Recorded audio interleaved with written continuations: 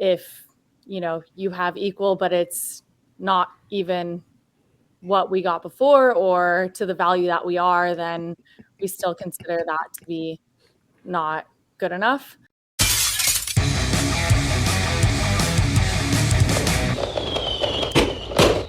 My name is Nathan Laurie. If you are new here, we talk about the law and the facts. If you're about that life, don't forget to like this video, share this video, and subscribe to the channel. What's going on, everybody? My name is Nathan Laurie. You guys know who I am. You guys know right here. So we're talking about the U.S. soccer team again, and I got my boy Eric. He's actually on this side. My boy Eric Hunley from Unstructured Podcast. Link is in the description. You got to go to this guy's channel. He does everything. He's had the Tiger Queen on it. What's her name? The Tiger Carol Queen? Baskin. Carol Baskin. Oh, my God. Carol Baskin, how are you today? Well, I'm great, and I want to thank Brett as well for introducing me to you and to your viewers. And body language experts. And I'm talking about, I've learned so much from this guy's channel. It's ridiculous. And you can learn how to kill somebody and get away with it. Right, Eric? Apparently this past week, yeah. Today we have a special guest, CIA covert operator. I have to question his background. Anytime I see a bare bulb over a CIA agent, I start to sweat. Gabby Petito case. Oh my God. Okay.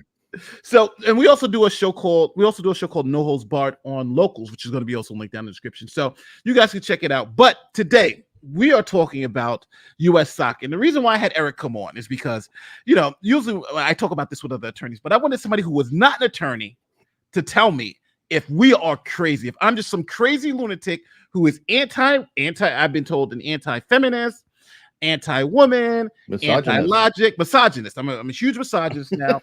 And because I hate all women, I can't see why the women's national team should win. Actually, you're probably anti-LGBTQ, A, B, C, D, E, F, G too now with Megan Rapinoe, right? Oh, so yeah. You'll get all the labels. So the women's U.S. national team, the soccer team, they are suing the Soccer Federation for equal pay. Now, I'm going to give it to you in a nutshell. They went to court. Judge looks at the paperwork and says, guess what, ladies? You got no case for equal pay. Why? Well, he laid out a couple of reasons. Reason number one, women, you got paid more than the men. Not only overall, but on a per game basis, right? Their rate of pay was higher and they got paid overall, right? Number one. Pretty damning to an equal pay case, don't you think? Yeah, it does put a couple holes in the situation, potentially. Like a bomb in your face, right? Oh, we actually got paid more. Who knew? Number two, the women negotiated the deal that they got, right? They went in and said, we want this deal this way. So the judge is like, well, hold on. You negotiated the deal. You wind up getting paid more than the man. And last but not least, you rejected the men's deal, right? They offered you the same pay structure as the men, and you said, we don't want that. We want guaranteed money. We don't want to play. We don't want this men's deal, because the men's deal essentially was a pay-to-play structure. Mm-hmm. Meaning, if you don't play in a game, you don't get paid. That's what the men's deal was. And the women's deal was, we'll give you $100,000 per year to be alive, right? We're giving you guaranteed salary and a full benefits package. So that's really essentially the difference. They had bonuses too, right? And they also had bonuses, but their bonuses were smaller bonuses, right? Because we're giving you $100,000 up front, right? High and risk, high reward versus low risk, and yeah. So it was simple. The judge threw it out. Now the women's national team, they sued, right? They sued and judge threw it out. So now they're appealing. Mm-hmm. So now during the appeal, two things happened. The men's national team then goes to the women's national team and says, we support you. We support your fight for equal pay. Pay the women more. That's right. Pay the women more. So U.S. Soccer said, you know what? The big issue with this case is simple. FIFA, the U.S. Federation sends the men's team to go try to win the Men's World Cup. Mm-hmm. And that's not going to happen, right? The men's team sucks. It's funny. We in America, we're a land of immigrants. Well, we can't get anybody from any other country who can kick a soccer ball. Most people don't even know there's a professional women's soccer league called the National Women's Soccer League. Did you know that? I've heard of it, but nobody watches it. Nobody watches it. Wait, sorry, that's the problem that we're going to be running into, and it goes to a line of, you're criticizing the sport. And it's like, no, I'm being factual about a sport. You could be the best team in the world, but if you only fill out 1,000 people in a 10,000 seat stadium, you're losing. They've appealed, and two things have happened. The men's contract has expired. That contract is done. Boom, expired, is gone. In 2018. So what happens is if you have a collective bargaining agreement that expires, but you're still trying to work out a new deal, then you still work under the provisions of Kind the of old, maintain it until you have something to replace until you have it. something new. So they've been working under the 2018 deal, which is strictly if you don't play in a game, you don't get paid. The same thing for the women's contract, the one that they negotiated and said this is the one we want and signed and was cheering for, that one ends this year. The one that they sued and said wasn't good enough, that one it ends this year. It ends at the end of the year. So U.S. Soccer said, well, listen, we're tired of the BS, right? The men's team, they want to open their mouth and say equal pay. The women's team want to open their mouth and they say equal pay. So you know what we're going to do? We're going to just offer one contract to both teams. And that contract is going to be equal all the way down. So we don't care. All these finances that Eric was just talking about. They're combining it into one pie. Yes. And just, which is what I was talking about. Exactly. Which actually is completely unfair going the other way because and I love it because it's calling the men out for white knighting. Saying, oh, good. Oh, thank you for helping us solve the problem. Yes. Thank you for contributing. And the men are going, wait, what? I didn't say that. So that's exactly what happened. That's exactly what happened. It's like, all right, you know what? Boom. So now, so you would think equal pay, right? Combine all the money, split it 50-50. Yeah, there you go. Done, right? Done. Men don't like it.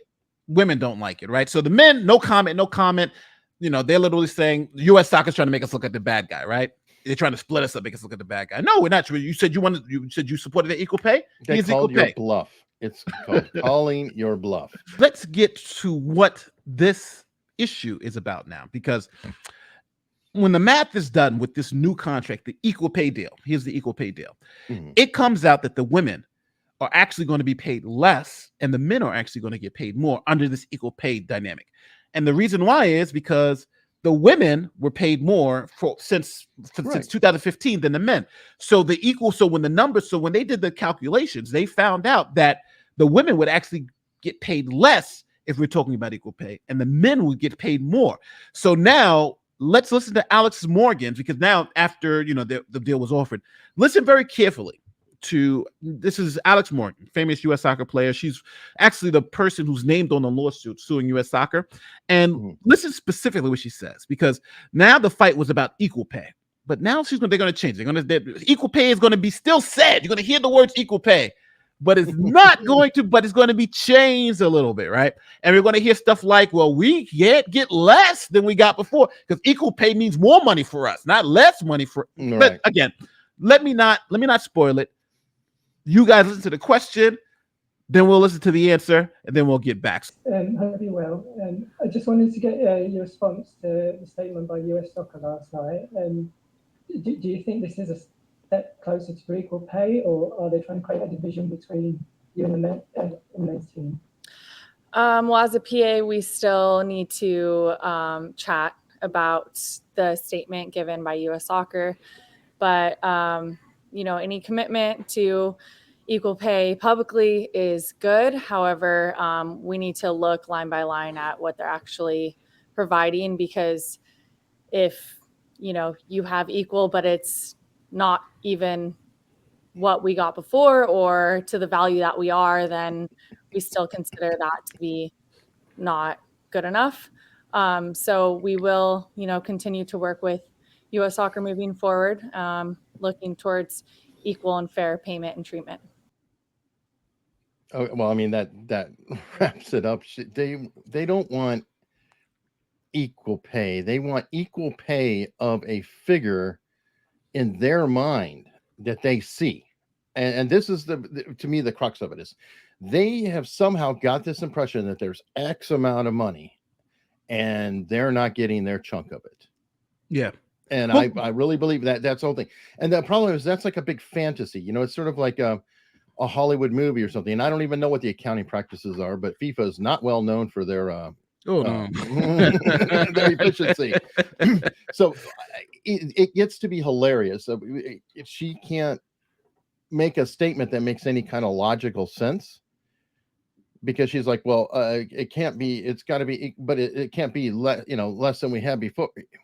And she's kind of in a bind. You could see Yes. she's in a bind. She's doing a decent job with it, all told. I'm sure that her advisors tipped her off saying, oh, we got a problem. Just kick it along and say fair, equal, and things like that. So to keep the narrative going. But again, these are imaginary numbers. They look at the whole and say, well, there's 400 million or 400 billion or whatever goes into FIFA every year. And well, we're supposed to get a cut of that. Well, why? You don't know. Well, the thing that I think is interesting with this clip is the fact that she's admitting that it's possible we can get less than we got before. That's what equal pay is, right? Especially to the people who are making more money, right? The women are making more money. So if you're saying we want equal pay to the men, well, who is making less money? Well, the men were making less, you were making more. Well, equal pay means we gotta bring you down, you gotta bring them up, and equal is here. And they're saying, oh, we don't know. It's got to be better. It's got to be fair for us. You know what I love about this? They're losing so hard on this. And I would be curious if some of them are going home saying, why the hell did we ever sue? Why didn't we just shut up? Because they were getting paid when nobody else was. I mean, that's an amazing thing. And congrats for negotiating a good contract. But you see, now they've created all this Strom and Durham. I think it's Strom and Durham. But anyway, in the air about, oh my God, mistreated. They can't back down. So now let's go into, so now they've been offered equal pay, publicly. The men's team, no comment. The women's team is like, well, hold on. We were talking about fair pay. This equal pay thing is something else. We're talking about fair pay now. Right? This is like equity versus equality. Yeah. We don't want this. We want this now. So that's what Alex Morgan just said. So their PR person, who's also in the movie LFG, her name is Molly Livingston, or I think it's Levinson. Here's her Twitter account, because then, obviously, after the U.S. Soccer Federation put this out, public sentiment started going against poor Molly. Yep. So, poor Molly and the women's national team. Public sentiment started not being well. So this is what now she puts this out to try to get that, to get us all feeling sorry for the women's national team and to explain why they are being wrong. So yeah, she shifted the goalpost here. Now he's saying that, it's all about women not getting what they're worth. Well, maybe they are worth more. Maybe they're not. But you only have so much of a pie. Exactly. So here it is. So here's Molly. This is their official. This is the women's national team's PR person. So she got like 6 of these tweets. The U.S. Soccer Federation's argument is a tired and frustrating anachronism that women should settle for less than what they're worth. In arguing that the women's team were paid more than the men, the U.S. Soccer Federation completely ignores that the women's team had to be much more successful than the men's team to make about the same as the men. So that's not true, because technically they were paid more and they weren't as successful. So the women, okay, but based by the contract you said, there was nothing in there saying that you had to win everything in order to get your $100,000 a year. They got $100,000 a year as a baseline. The men baseline was $0. So the fact is, COVID, they were paid more, no matter how you break it down. Yeah, and this the reason why this is wrong, because exactly the point that you made, exactly, the men and women played no games, so there was no success on either side, and the women got paid $100,000 salaries, and the men got paid nothing. So this had nothing to do with performance, as you just said, right? Nothing to do with performance. The lie is immediate. It's immediately a lie. Yes. Number 3. This is their argument. So number 3, the U.S. Soccer Federation's false lip service regarding support for equal pay has been publicly dismantled by the men's team. Right? This is the men's team. They put the brief in. The EEOC, Equal Opportunity Commission, Equal Employment Opportunity Commission, and a host of former EEOC officials, along with many, many others, including the U.S. Soccer Federation's own employees who have complained about the sexist culture of the organization. But the one person that they're not going to say, Chap and redirect. Oh, they're sexist too. Wait, maybe they are. That has nothing to do with pay. But one thing that she fails to realize, there was a judge who went through the evidence, right? The judge said, hey, let's go through all of the evidence painstakingly, and said that they had no case. So again, but this is their PR person. She's trying to take the shit and turn it into something. Oh, well, I know. And that's why she's throwing in terms like sexist culture. Yes. What does that have to do with anything? It doesn't. Identity. It's identity politics, baby. Oh, no, I know that, but that's what I'm saying. In terms of the black and white and negotiation and pay amounts, that's irrelevant. Yeah. They could be completely sexist or not sexist at all. You're just throwing in a term to make them look bad. Isn't that, you're a lawyer. I don't know, when, they bring in stuff about people's past to make them look bad that's not relevant to a case. Oh, it's thrown out. It's exactly what she's doing. But again, this is not about logic at this point in time. This is about trying to get people to believe something that just is not true. So number 4, public opinion. I mean, obviously. Number 4, it is a fact that the women's players were paid at. It is a fact that if the women's players were paid at the same rate as the men, they would have made 3 times as much as the men because they outperformed the men. But again, define rate, because is the rate a percentage of the whole pie, or is the rate an actual specific monetary amount? And then that's where it gets tricky too, and that's what I was saying. Well, but just let's go back to what happened just a year ago. This is factually incorrect. The fact that the women players were paid at the same rate, if that was the case, they would have made nothing this year. True, that too. Right? If it was in fact the women were paid at the same rates as the men, last year they would have made 0. You know what? I have to say that, ironically, COVID screwed their case. Because if COVID never happened, then we would be in the weeds more talking about it. Yeah. But as you said, because of COVID, it actually proved everything wrong. And would you want to be their lawyer? I mean, be honest, because you're like, when COVID happened, because this went in before COVID, right? Yeah, this went in before COVID. Okay, so COVID just shat all over their case. Excuse me. Of course. But it just blew it up and put in a whole new factor that nobody considered. And I can't help but laugh because I still keep thinking the sunk cost fallacy. Like, they got on this train, and this lawsuit train, and they don't know how to get back. And they don't know how to get it on track. And they're flailing because it is almost into true insanity or fantasy. It's befuddling now. We haven't even like every because again, what they're trying to do is again trying to keep that public support, because now people are starting to realize, like, hold on, this is not about equal pay. This is about something else. Number 5. It is also a fact that the United States Soccer Federation, not FIFA, decides what to pay the men's and women's teams for the World Cup. And the U.S. Soccer Federation made that decision before FIFA even announced the bonus structures. Now, this is true. It's FIFA decides. FIFA says, the men's team and women's team, they negotiate their contracts, and FIFA says, well, we expect the next World Cup, is going to make, the prize pool for the men are going to be $440 million. Mm-hmm.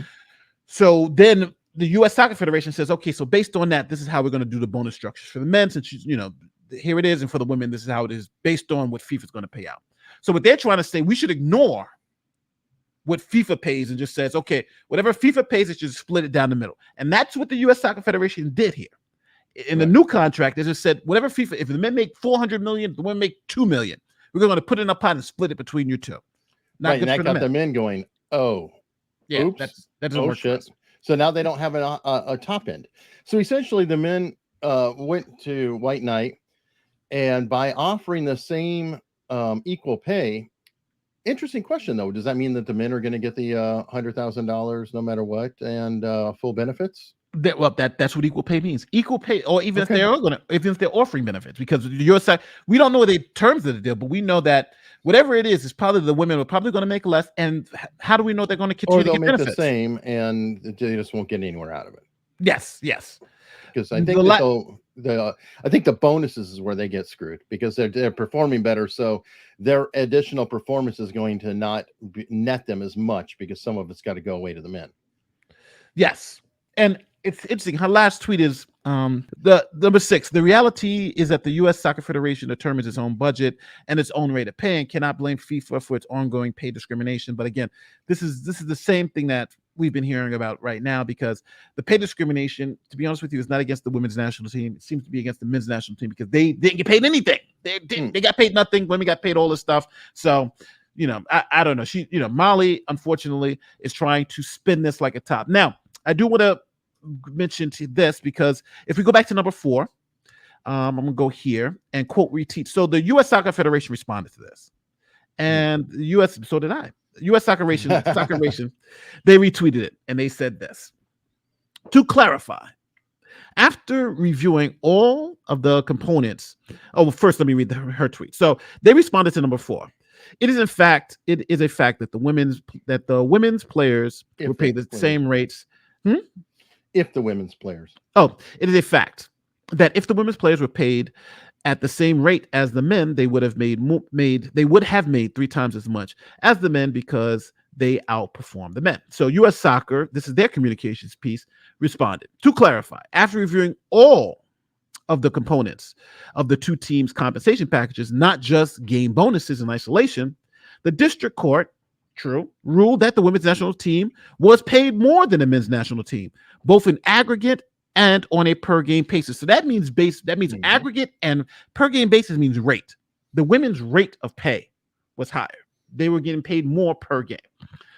So then the U.S. Soccer Federation then also responded one more time and said, what we do agree on is that we are spending too much time and money on litigation when we want the same thing. To keep the women's national team the highest paid in the world and grow the game in the U.S. So let's get in a room and not come out until we have a fair solution that works for all. So essentially, and that's well played, because it's like, hey, we want to talk. We're being reasonable, and it's nice. So right now, at the end, so now you've heard it all, right? What happened with the women's national team? So what do you think, as someone who is not an attorney, who's not been as ingrained in this as I have? What do you think about the situation? Do you think the women's national team should, do you think they should accept the deal? Do you think they're right for reject her for being a little cynical about this deal? Is it a PR stunt, as they said? I think that they are wishing they could go back in time. Yeah, because I think their current deal is a pretty damn good deal. COVID proved. Yeah, I mean, whatever. It doesn't make sense. I think that they're chasing a fantasy, and like many other things, it's like you have crazy false narratives, and it's very frustrating to watch. We don't want to get down into the facts. We just want to talk about what feels right.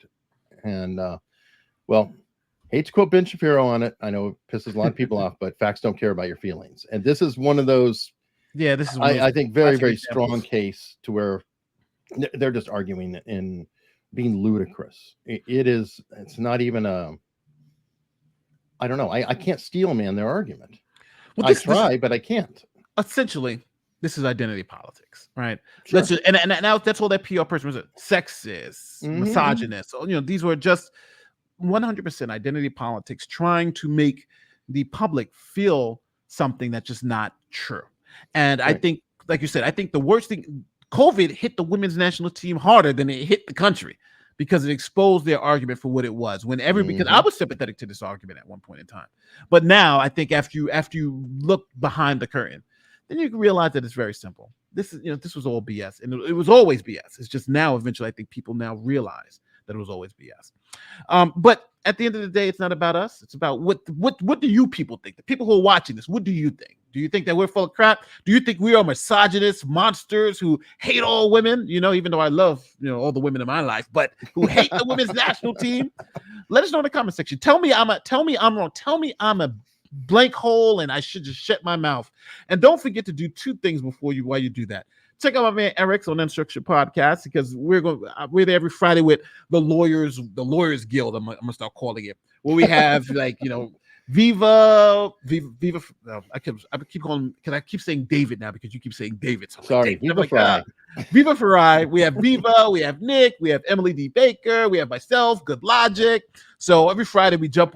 Every other Friday we jump on Eric's stream and we argue it out. Eric mentioned. I love Eric. the you gotta get By the the way- Steve Cass comment. Go up to the Steve Cass comment. We're murderers. I love it. It's my favorite. I've been trying to be a murderer my whole life. He says this statement is BS. Yes, we're worse than Florida is worse than Vietnam. I saw that video. Good logic. That was always good for a laugh. He tweeted that one out. A new one coming this Friday. This Friday, it's right. We're going to argue it out and yell at each other. And then everybody's going to say I'm right. And then we're going to move on with our lives. So Not my comment section. yes, they hate me. But they hate me for good reasons. So, but go and check out Eric's. You should see it pop up somewhere on the screen. I think it's going to be on Eric's side. No, the Eric's side is over there. It's going to be on that side. So you'll see the little line pop up with Eric's channel. Just click on that. And then see me argue it out Friday on this channel against all these other lawyers. But at the end of the day, don't forget to also check out our podcast on Locals because we're on locals.com. I'm going to be doing a lot on Locals. So if you guys, like to see this type of stuff and like to see this type of interaction and want to interact with me personally, Locals is the place to be because that's where you're going to be able to talk to me. You're going to be able to argue Unfiltered. with me. Yes, we won't be hiding the ball. Here we go again, another ball term. But using proper terms because of the YouTube algorithm, we'll actually say real words. Yes, that are really used in the public and not dance around it. So that's the no holds barred aspect is that we go at each other full throated. Wind up agreeing too much of the time though. I'm working on it because that's because reasonable people fighting each other. But reasonable people can agree on things though. And I think at the end of the day, we're reasonable people. So we got to go right now because we have another podcast to do on Locals. My name is Nate the Lawyer. For Eric, we are out of here. Peace.